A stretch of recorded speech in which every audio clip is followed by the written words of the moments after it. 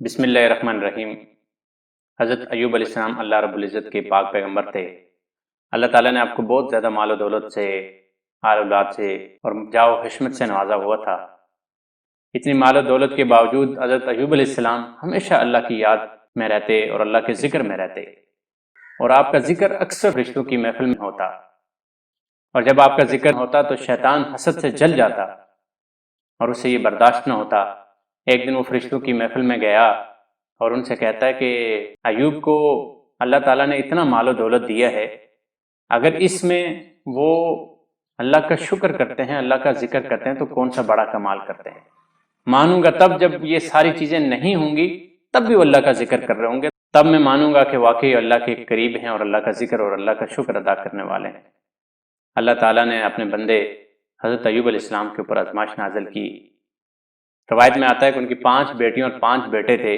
یکے بعد دیگرے سارے اللہ کو پیارے ہو گئے۔ وہ کھیت کھلیان سارے تباہ ہو گئے، وہ مال مویشی سارے مر گئے، نوبت فاقوں تک آ پہنچی۔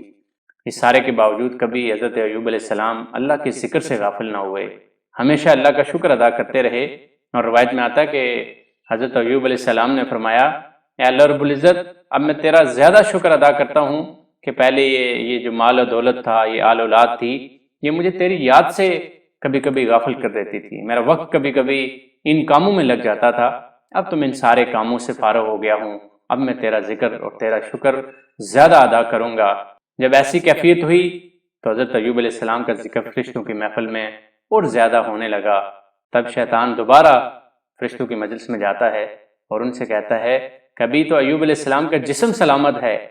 میں مانوں گا تب جب ان کے جسم کو تکلیف پہنچے گی، ان کا جسم بھی درد میں تکلیف میں ہوگا، تب یہ اللہ کا شکر ادا کرے گا، تب یہ صبر کرے گا۔ اللہ رب العزت نے اپنے بندے ایوب علیہ السلام کی دوسری آزمائش شروع کی، اور آپ کے جسم کے اوپر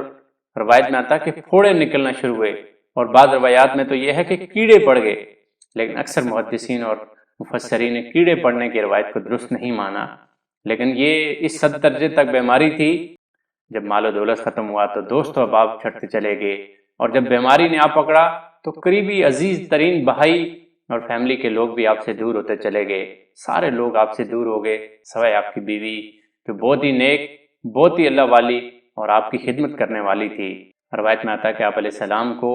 طور ویرانے میں ایک جگہ پہ چھوڑ دیا گیا۔ ایک روایت میں آتا ہے کہ آپ کے جسم سے گوشت گل کے سڑ گیا تھا، صرف مسل اور ہڈیاں باقی رہی تھی۔ آپ کی بیوی آپ کی خدمت میں ہمہ تن مصروف رہتی، غربت اتنی تھی کہ گھر میں پکانے کے لیے کچھ نہ ہوتا، وہ محنت مزدوری کرتی اور کما کے لاتی اور آپ کو کھلاتی۔ اور ایک روایت میں یہ آتا ہے کہ ایک دفعہ اسے کمانے کے لیے کچھ نہ ملا، اس نے اپنے بالوں کی لٹ بیچ کے اپنے خاوند کے لیے کھانے کا سامان لایا۔ یہ جاتا ہے کہ آپ کے جسم کی حالت یہ ہو گئی تھی کہ آپ کو زمین چبھنے لگتی تھی، اور وہ بیوی روزانہ آتے ہوئے باریک نرم ریت لے کے آتی اور وہ بچھاتی اور اس کے اوپر اپنے خاوند کو بٹھا کے کھانا کھلاتی۔ لیکن سارے کے باوجود حضرت ایوب علیہ السلام کے ذکر اور شکر کرنے کی عادت میں ذرہ برابر کمی نہ آئی۔ ایک دن بیوی آپ سے کہتی ہے کہ اللہ سے دعا کیوں نہیں مانگتے کہ اللہ تعالیٰ آپ کو تندرست فرما دے؟ آپ علیہ السلام نے فرمایا، 70 سال میں نے تندرستی کی زندگی گزاری ہے، مجھے 70 سال تو اس کا انتظار کرنا چاہیے کہ میں 70 سال اس طرح کی زندگی گزاروں۔ اس جواب کے اوپر آپ کی بیوی خاموش ہو جاتی ہے۔ حضرت ایوب علیہ السلام کی اس عادت کے اوپر شیطان بڑا پریشان ہوتا ہے، شیطان بہت حسد محسوس کرتا ہے۔ اب وہ دوسرے ہتھ کنڈوں پہ آتا ہے، ایوب علیہ السلام کے 2 قریبی دوستوں کے پاس جاتا ہے، ان کو بتاتا ہے کہ آپ کے دوست کی حالت بڑی خراب ہے، اس کی زندگی بڑی خطرے میں ہے،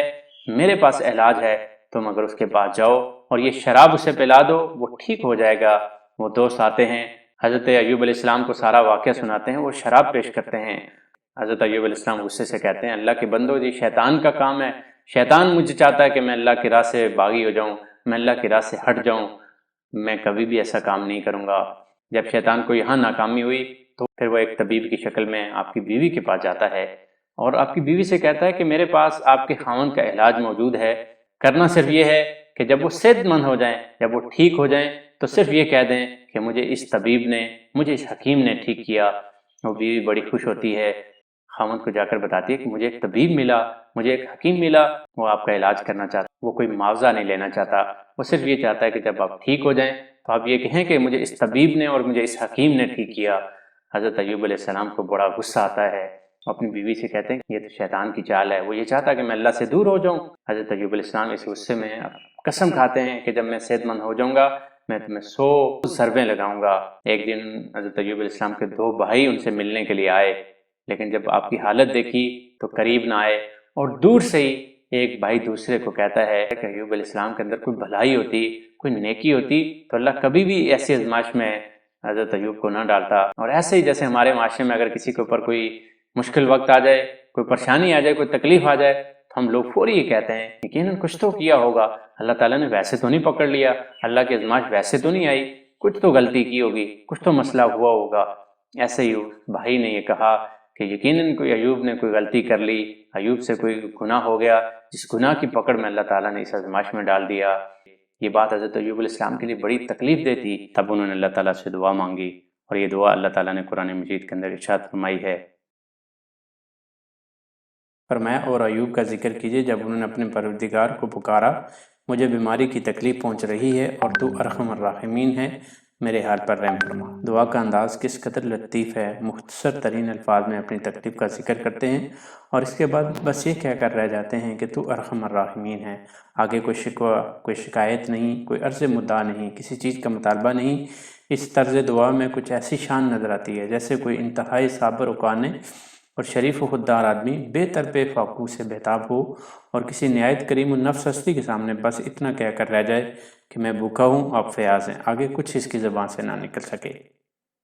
پھر فرمایا تو ہم نے اس کی سن لی اور جو دکھ انہیں تھا اسے دور کر دیا اور اس کو اہل و عیال عطا فرمائے، بلکہ ان کے ساتھ ویسے ہی اور اپنی خاص مہربانی سے تاکہ سچے بندوں کے لیے باعث نصیحت ہو۔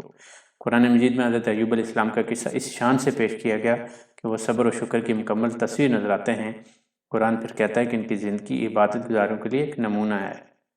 اور پھر فرمایا گیا اور ہمارے بندے ایوب علیہ السلام کو یاد کرو جب اس نے اپنے رب کو پکارا کہ مجھے شیطان نے رنج اور دکھ پہنچا رکھا ہے، ہم نے کہا اپنا پاؤں مارو، یہ نہانے کا ٹھنڈا اور پینے کا میٹھا پانی ہے۔ اس کا یہ مطلب نہیں کہ شیطان نے مجھے بیماری میں مبتلا کر دیا ہے اور میرے اوپر مصائب نازل کر دی ہیں جس طرح کا بائبل کا بیان ہے، بلکہ اس کا صحیح مطلب یہ ہے کہ بیماری کی شدت، مال و دولت کے ضیاع اور عزا و کربا کے منہ موڑ لینے سے میں جس تکلیف اور عذاب میں مبتلا ہوں، اس سے بڑھ کر تکلیف اور عذاب میرے لیے یہ ہے کہ شیطان اپنے وسوسوں سے مجھے تنگ کر رہا ہے، اور ہم نے اس کا پورا کنبہ عطا فرمایا، بلکہ اتنا ہی اور بھی اس کے ساتھ اپنی خاص رحمت سے اور عقل مندوں کے لیے نصیحت ہے۔ حضرت ایوب علیہ السلام جب اس آزمائش میں پورے اترے اور صبر و شکر کی اعلیٰ مسائل قائم کی تو اللہ کی طرف سے دوبارہ انعامات و کرامات کی بارش ہوئی۔ ایک روایت میں آتا ہے کہ آپ کو اللہ نے 27 بیٹے اور بیٹیاں عطا فرمائیں۔ اللہ کی طرف سے حکم ہوا کہ آپ اپنا پاؤں زمین پہ مارو تو ایک چشمہ نکل آئے گا جس میں 2 طرح کے پانی نکلیں گے، نہانے کے لیے ٹھنڈا اور پینے کے لیے میٹھا۔ آپ اس سے پانی پیو اور اس سے نہاؤ تو آپ صحت مند ہو جاؤ گے۔ روایت میں آتا ہے کہ آپ پانی سے نہاتے گئے اور آپ کا جسم ٹھیک ہوتا چلا گیا۔ کچھ وقت کے بعد آپ کی بیوی اس جگہ پہ آتی ہے، آپ کو تلاش کرتی ہے، آپ نہیں ملتے۔ آپ کی بیوی آپ ہی سے پوچھتی ہے کہ اللہ کے بندے تم نے یہاں ایک تکلیف والا، ایک مرض والا شخص نہیں دیکھا؟ پھر خود ہی کہتی ہیں کیا پتہ کتے کھا گئے یا کوئی بھیڑیا لے گیا۔ اور پھر اس کو دیکھتی ہیں، کہتی ہیں کہ میرے خامد سے ملتی جلتی شکل کا آدمی تمہارے سوا میں نے آج تک کوئی نہیں دیکھا۔ پھر حضرت ایوب علیہ السلام نے کہا کہ میں ہی ایوب ہوں۔ ان کی بیوی کہتی ہے کیوں مذاق کرتے ہو، میرا خامد تو بہت بیمار ہے، اس کا جسم گلا سڑا ہوا ہے، میرا خامد تو بہت بیمار ہے، تم تو بہت صحت مند آدمی ہو۔ حضرت ایوب علیہ السلام نے واقعہ سنایا اور اللہ کی طرف سے جو وحی نازل ہوئی اس کا تذکرہ کیا۔ اللہ تعالیٰ فرماتا ہے کہ اللہ تعالیٰ صبر کرنے والوں سے محبت کرتا ہے، اللہ تعالیٰ صبر کرنے والوں کے ساتھ ہے۔ پھر آپ نبی علیہ السلام کی ساری زندگی کو دیکھ لیں، آپ کی ساری زندگی دکھوں اور تکلیفوں کے ساتھ گزری، لیکن جتنا کمال درجے کا صبر آپ نے کیا شاید ہی کوئی اور تاریخ میں آپ اس کی مثال ڈھونڈ سکیں۔ آپ صلی اللہ علیہ وسلم کے اوپر گندگی پھینکی جاتی ہے، آپ صلی اللہ علیہ وسلم کے اوپر نماز کے دوران اوجڑی پھینکی جاتی ہے، اور آپ کو ایک دعوت کے اوپر بلا کے قتل کرنے کی سازش کے تحت ایک پتھر آپ کے اوپر پھینکنے کی کوشش کی جاتی ہے۔ پھر وہ طائف کا واقعہ، بڑی امید کے ساتھ طائف جاتے ہیں کہ یہاں کے لوگ شاید اللہ کے دین کو قبول کر لیں، اور طائف والوں نے جو حال کیا کہ آپ کے پیچھے لڑکے لگا دیے جو آپ کو پتھر مار رہے تھے، ان پتھروں سے آپ کا جسم مبارک لہولہان ہو گیا اور آپ کے جوتے خون سے بھر گئے۔ ایسی کیفیت میں اللہ کو جلال آیا، اللہ کے عذاب کے فرشتے حاضر ہو جاتے ہیں کہ اللہ کے نبی صلی اللہ علیہ وسلم آپ حکم کیجئے ہم ان دو پہاڑوں کو ملا کے ان کو کچل کے رکھ دیں۔ اللہ کے نبی صلی اللہ علیہ وسلم فرمایا کہ نہیں، میں تو رحمت للعالمین بن کے آیا ہوں، ہو سکتا ہے ان کے اولادوں میں سے کوئی اللہ کے دین کا پیروکار ہو جائے۔ اللہ تعالیٰ فرماتے ہیں کہ اللہ تعالیٰ صبر کرنے والوں کے ساتھ ہے۔ اس کی خوبصورت مثال وہ کہ ایک شخص حضرت ابوبکر صدیق رضی اللہ تعالیٰ عنہ کو گالیاں دے رہا ہے، برا بھلا کہہ رہا ہے، اور آپ صلی اللہ علیہ وسلم پاس بیٹھے مسکرا رہے ہیں۔ کچھ دیر کے بعد جب حضرت ابوبکر صدیق رضی اللہ تعالیٰ عنہ کا صبر کا پیمانہ لبریز ہوا، ابھی جواب دینا ہی چاہا، منہ ہی کھولا، تو کیا دیکھتے ہیں کہ نبی علیہ السلام نے منہ پھیر لیا اور وہاں سے اٹھ کے چلے گئے۔ حضرت ابوبکر صدیق دوڑ کے نبی علیہ السلام کے پاس گئے، پوچھا کہ یہ کیا ماجرا ہے؟ جب تک وہ مجھے گالیاں دیتا رہا آپ مسکراتے رہے، آپ بیٹھے رہے، جب میں نے جواب دینا چاہا تو آپ مجھ سے ناراض ہو کے چل پڑے۔ نبی مہربان صلی اللہ علیہ وسلم فرمایا کہ جب تک آپ خاموش تھے آپ کی طرف سے اللہ کے فرشتے اس کو جواب دے رہے تھے اور آپ کے لیے نیکیاں لکھ رہے تھے۔ جنہوں نے آپ نے خود یہ جواب دینے کی کوشش کی اور رحمت کے فرشتے چلے گئے، اس کی جگہ شیطان آ گیا، اور جہاں شیطان ہوتا ہے وہاں اللہ کا نبی نہیں ہو سکتا۔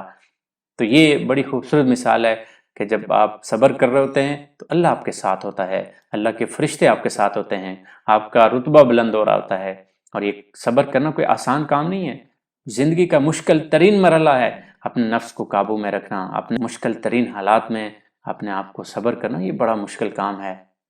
نفس انسان کو بار بار ورگلاتا ہے، چھوٹی سی بات پہ انسان طیش میں آ جاتا ہے، اور یہ غصہ اور یہ انتقام انسان کو اس